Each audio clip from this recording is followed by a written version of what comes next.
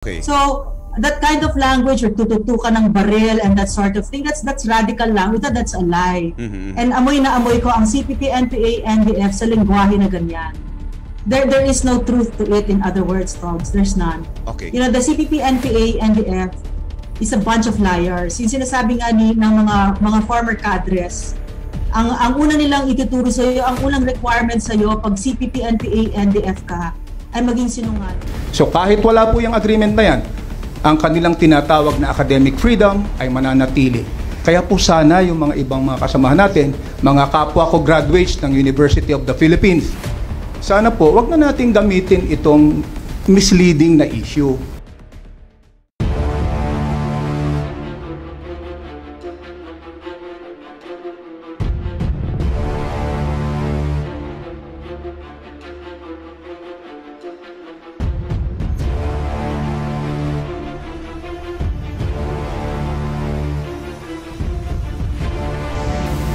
After UP, what's next daw po?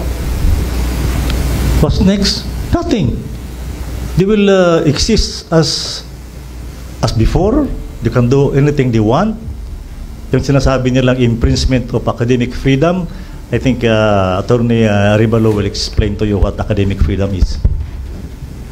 Madalas po nating naririnig na yung ginagawa daw na ito, specifically ito raw, ay magiging violation ng academic freedom.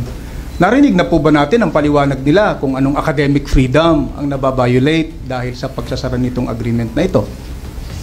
Dahil kung wala po silang malinaw na babanggitin kung anong academic freedom ang nako-curtail nito, ay tayo po ang magbabanggit sa kanila. Ayon po sa dinesisyon ng kaso ng Supreme Court sa De La Salle University Incorporated versus Court of Appeals, sinabi po ng Supreme Court doon na ang academic freedom ay dinidefine bilang pagbibigay ng liberty o kalayaan sa mga academic institution na una, pumili kung sino ang magtuturo. Ikalawa, ano ang ituturo. Ikatlo, paano siya ituturo. At ikaapat, sino ang pwedeng mag-aral sa kanilang universidad. Yan po ang apat na pumapaloob sa tinatawag na academic freedom according to that ruling of the Supreme Court. Eh wala naman pong nababiolate na apat na ganito sa University of the Philippines sa pagputol nitong agreement na ito. At kung pinangangambahan po natin na maging itong apat na ito ay ma-violate dahil na naputol itong agreement na ito, huwag po silang mag-alala. Because academic freedom is enshrined in the Constitution, not in this agreement.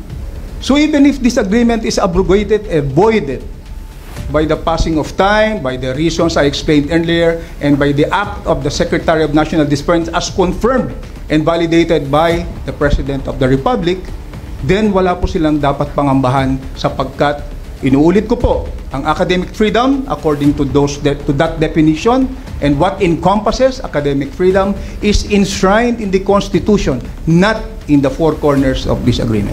So kahit wala po yung agreement na yan, ang kanilang tinatawag na academic freedom ay mananatili. Kaya po sana yung mga ibang mga kasamahan natin, mga kapwa ko graduates ng University of the Philippines, sana po wag na nating gamitin itong misleading na issue.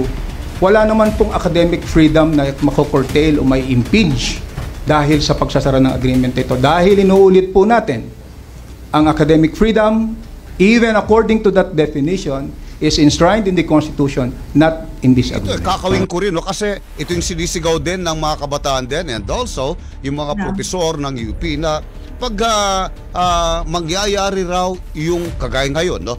Pumunta na nga yung ilang mga militar po natin doon. Sabi nila, nababawasan din yung kanilang campus freedom na para bang sila ay nagigipit. And ang binigay nga nilang halimbawa ay para bang tinututukan ng barel ang ulo ng mga estudyante. How would you react to that, ma'am? That sounds like radicalized language. Because ang katotohanan dyan, wala namang AFP dyan sa loob ng UP eh. I'm a UP student, I was a UP graduate. Wala naman yan eh. But right now, may AFP dyan actually sa loob.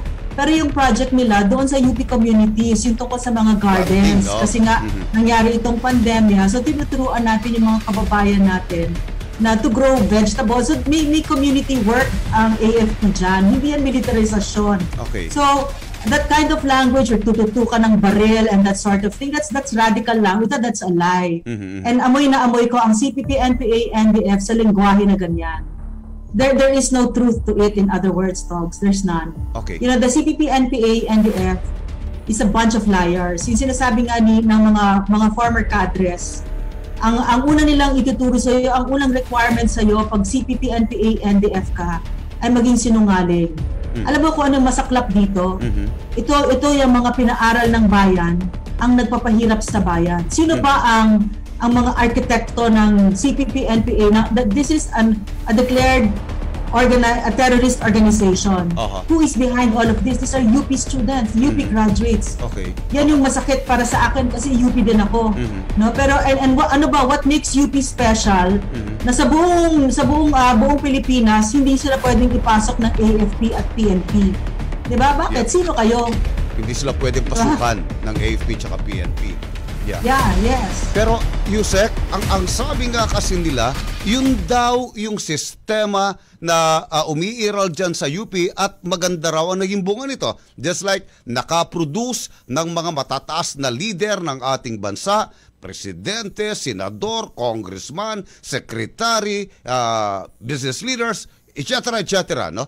At maaari daw na ito'y mabago at yung kalidad ng edukasyon dyan sa UP ay mapapariwara kung magkakaroon nga ng makakapasok nga ang pulis at militar. No, it's not a matter of academic freedom. Hindi naman magagalaw yung standard of education. Diba? At saka, teka muna, tabi muna natin yan. Because it has nothing to do with academic freedom. Kasi tuloy pa rin yan. Tuloy pa rin yung same standard of education, etc., etc. And so what? So what if you produced all of this? So what? Does it mean na exempted kayo from the law? Does it what makes UP so special that in order to serve a warrant of arrest, kailangan pa nating some irregular, gagawin natin yung proseso na irregular, na instead of going straight to that person, kailangan pa magpaalam sa UP. Sino ka? Sino ang UP? Pakialam natin, 'di ba? 'Di ba ganun tayo sa batas? Pakialam natin kung sino ka. But ang hustisya ay bulag, 'di ba? Pakialam natin kung UP ka. This is a matter of national security already. Ang mga anak natin ay nare-recruit. Marami diyan.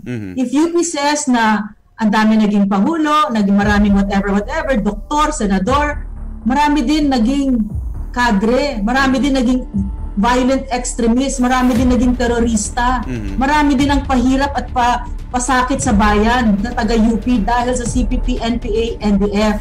Hindi kami nagre-red tag. Sinasabi namin ang katotohanan na nakabaon sa CPP, sa UP system all over, all UP campuses. Hindi lang dito sa hindi lang dito sa main campus nila sa QC. No, not at all. Alam mo yung katulad sa even in Miagao sa Iloilo. Nandiyan sila. May batang namatay diyan si Marvin Cruz. No, he was only 21 years old. At saka marami diyan sa ang ginagawa nila, tinuturo nila sa mga anak namin na talikuran ang mga pangarap nila at maging CPP, NPA, NDF. Yan ang katotohanan diyan. So, tayo maglokohan, 'di ba? Ang naka salalay dito ay ang buhay ng mga anak natin.